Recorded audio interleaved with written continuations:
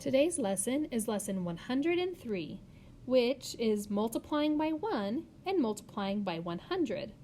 A few days ago, you learned how to multiply by 10. So if you remember, if I did 6 groups of 10, that would be 6 times 10, which equals 60. Okay? 4 groups of 10 would be 40, and 9 groups of 10 would be 90. When we multiply a number by 10, I end up adding a 0 to the first number. Okay. So here, if I have my multiplication tables for 1, let's see what these answers are and see if we can see a pattern. Okay. So 1 times 0 is 0. 1 times 1 is 1. 1 times 2 is 2. 1 times 3 is 3. 1 times 4 is 4. 1 times 5 is 5.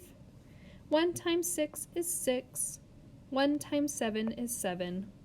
1 times 8 is 8. 1 times 9 is 9.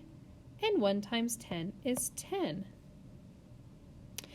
Which number do you think tells us the number of groups now? It's going to be the bottom number. Do you see a pattern? Every time we multiply a number by 1, it always equals the same number as our second number.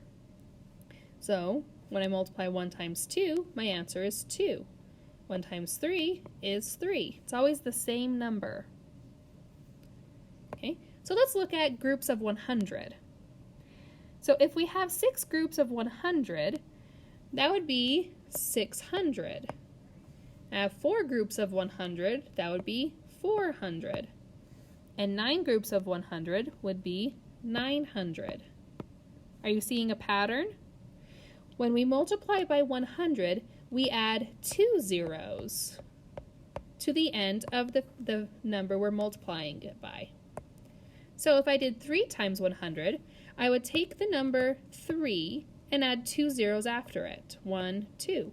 So 3 times 100 equals 300. Okay, 2 times 100, well, it's going to be 2, and then I'm going to add 2 zeros. So it's 200. 5 times 100 is 500. Can you say what 8 times 100 equals?